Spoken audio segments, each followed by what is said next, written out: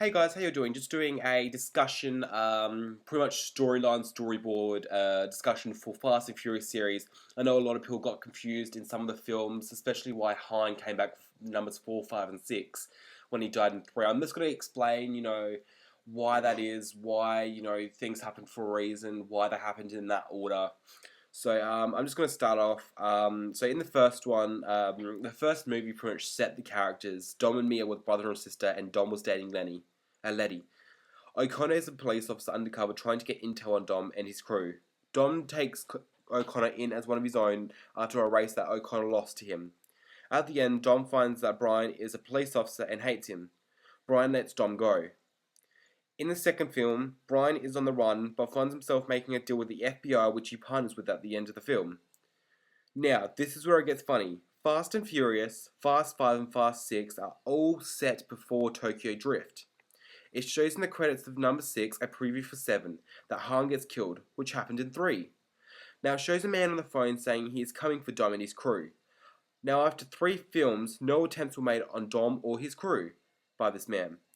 It was also shown Han dying in 3, so he couldn't have been alive for numbers 4, 5, or 6, as it is a prequel trilogy to number 3, meaning number 3 was the lead up for 7. Han did not survive the crash in 3. Numbers 4, 5, and 6 could not have been prequels to number 1, as Letty, aka Michelle Rodriguez, had her memory in number 1, and it showed flashbacks from 1 in number 6. Now, let's take a few steps back. I may have confused you even more. So, did you get confused about the storyline in number 4? Well, at the end of the first one, Dom gets let loose by Brian, and O'Connor and Brian in the second meets Tyrese, in which they become partners. Now, at the end of 2, Brian gets a job at the FBI. Now, in the start of 4, it shows Dom, Letty, and their crew hijacking a gas tanker, but Brian isn't there.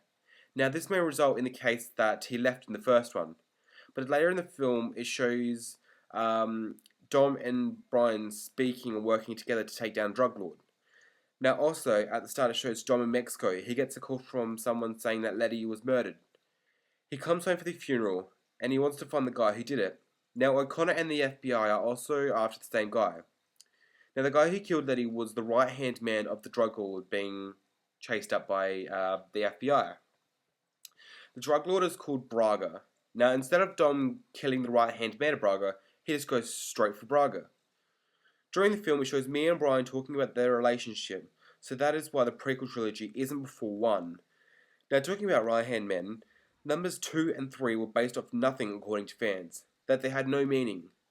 Dom said at the end of 3 he was friends with Han, meaning Han was Dom's right-hand man. In 2, Tyrese was Brian's right-hand man, meaning numbers 2 and 3 were just setting the characters for the team in Fast and Furious 5 and 6, and for the future Fast and Furious films.